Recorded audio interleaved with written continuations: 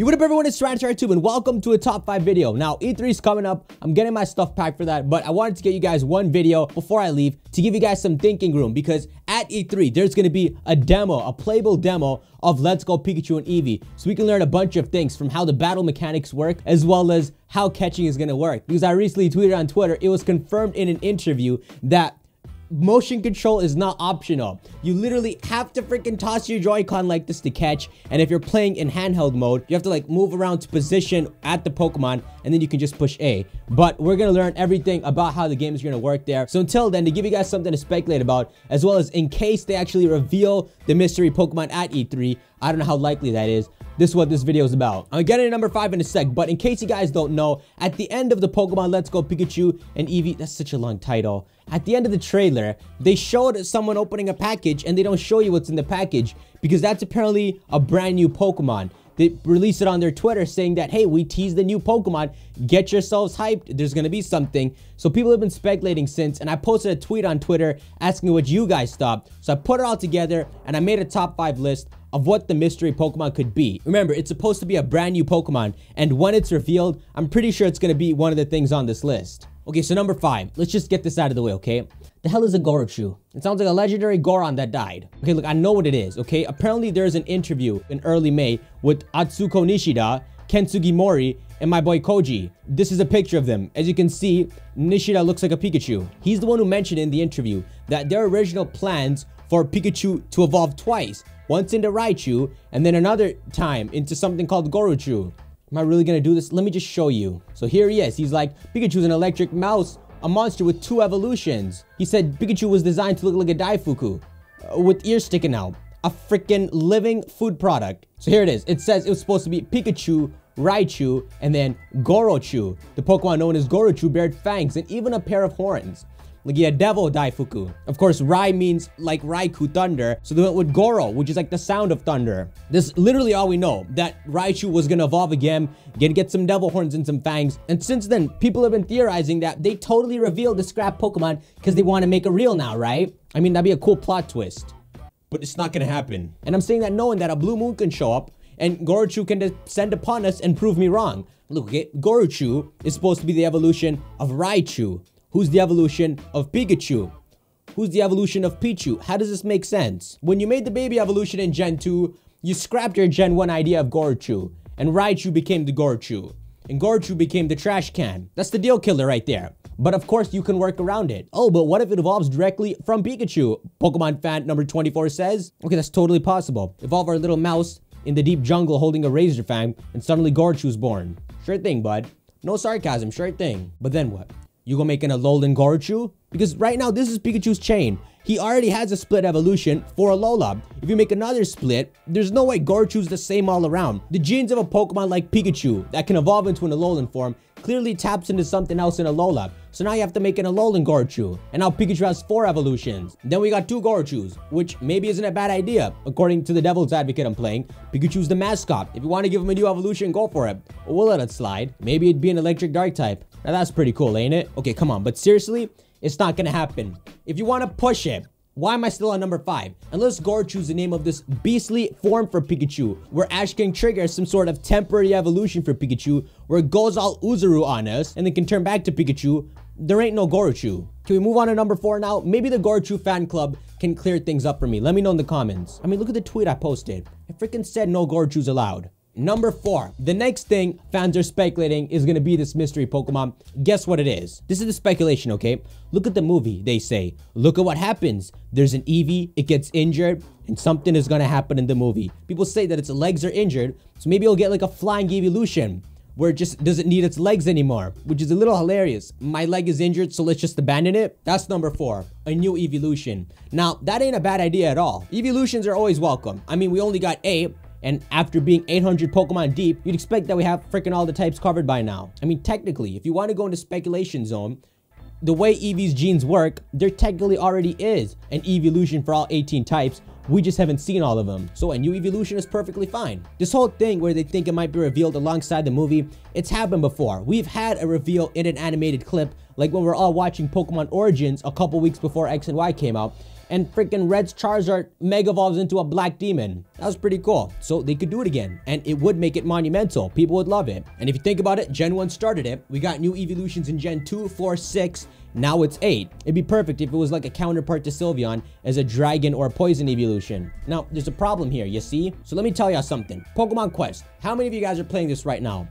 Right, you need a Switch. Well, people dug the files, as always, and they saw that there's slots for 808 Pokemon. And if you guys don't know, there are only 807 Pokemon right now, which means that Pokemon Quest actually has the slot that's unused right now for the new Pokemon. The reason I'm saying this is, for the moment, the Pokemon that they're actually referring to in this little teaser is just not one of many, but just one certain new Pokemon, which poses a problem. Because already, Pikachu's the mascot, and the second you introduced Eevee as its sort of rival, people are so hooked on how unique it is that 60% of the people who want these games are gonna play Eevee, which is smart because you want people to treat Eevee equally and consider buying it, unlike if they made it Let's Go Pikachu and freaking Let's Go Meowth. If you introduce a new evolution for Eevee, you're gonna leave Pikachu in the dust so hard, literally 80% of the people are gonna buy Let's Go Eevee. Like, how are you gonna give Eevee a new evolution and expect it to be 2 equal versions, you know? So that's why this is number 4, because while I believe there are evolutions waiting for us, I don't think this is that. Okay, number 3, we're gonna get a little serious now.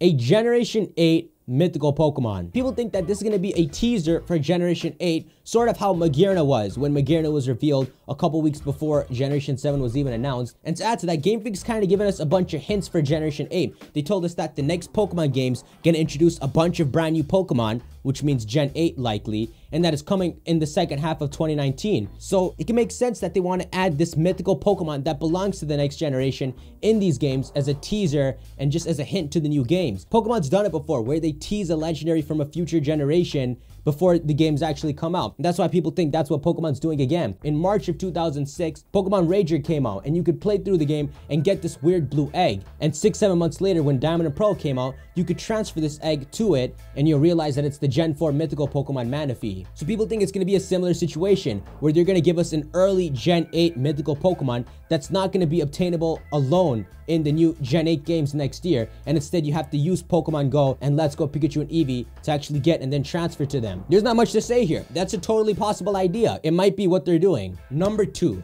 Now this is kind of in the same boat, so I'm gonna combine 2 answers together for this. A new Generation 1 legendary Pokemon. See, when a new generation starts, it's kind of paired with the region. Gen 1 is Kanto, Gen 4 is Sinnoh, Gen 6 is Kalos. They're always paired together, but it's done that way to keep it organized. But technically, there's never been a Pokemon from an earlier region only introduced later. You'd say maybe Leafeon and Glaceon should have been actually considered Kanto Pokemon, but not exactly, since no one in Kanto can evolve it into those, which is why it's a Sinnoh Pokemon in Generation 4. So imagine if the new Pokemon is actually a Kanto Pokemon that technically always existed in Kanto, but was just never found. It would technically be a Kanto Pokemon, like maybe a strong legendary Pokemon that hides in some underwater cave that no one in Kanto found. Imagine just messing around in Let's Go Pikachu and Eevee, finding the spot, and upon going there, you see this new Kanto Pokemon standing there. A Generation 1 Pokemon that was always in Kanto, but only found now. Because Let's Go Pikachu and Eevee are actually Gen 1 games. They're not Gen 7 or Gen 8 games. They're technically Gen 1 games. There's only the original Pokemon in it, and apparently also Alolan forms, because they're the same Pokemon. That'd be really interesting, but there's a few things to say about that. First of all, when I'm saying that, I'm taking a step back from the comments I read, which actually said that maybe it's a failed clone of Mew or Mew 3 or Missigno. Maybe it's a beefier clone of Mew made by scientists that grouped together after Giovanni left, and then they could expand the lore, which get a little complicated to explain. But just know this, something like Mew 3 is huge. Pokemon thinks years from now. They look at a game and think 4 years in the future and how smart it was that they did some things. So they'll look at Let's Go Pikachu and Eevee and be like, 4 years later, would it have been smart to introduce something like Mew 3 in these games? And realizing that it ruins the uniqueness of Mewtwo and also raises standards for more twisted reveals in the future, they take back the idea like, yeah, we're not doing that. And this is how they think. Like for Auras, Masuda looked at the games like, should we add the Battle Frontier? And they realized that 4 years from now, which is 2018, would people really care that there was no Battle Frontier, and would it be playable and worth it for people to go back and buy the games, or does it just raise the expectations for the future Pokemon games? And that's why they didn't end up adding it, because Pokemon games are flying by, and Pokemon has to always make sure that they're keeping it interesting but not giving away too much, which they sort of did in X and Y, and that's why they started backing off since then. So it'd be a risk to reveal something as big as Mew 3 in these Gen 1 remakes. It wouldn't be worth it. It would almost be a throwaway. As epic a reveal it would be right now to have trailers of it and be excited to play the games, freaking 2 years later, it would really just feel like a throwaway. And I'm speaking in their minds. Remember, spoil me all you want. Give me Mew 4. Okay, y'all. Number 1.